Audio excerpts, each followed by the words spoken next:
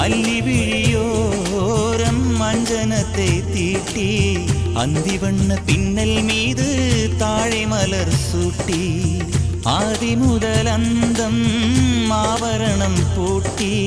அன்னமிவள் மேடை வந்தாள் மின்னல் முகம் காட்டி கெட்டி மேளங்கொட்டிட மணப்பெண்ணை தொட்டு தாலி கட்டினான் மாப்பிள்ளை.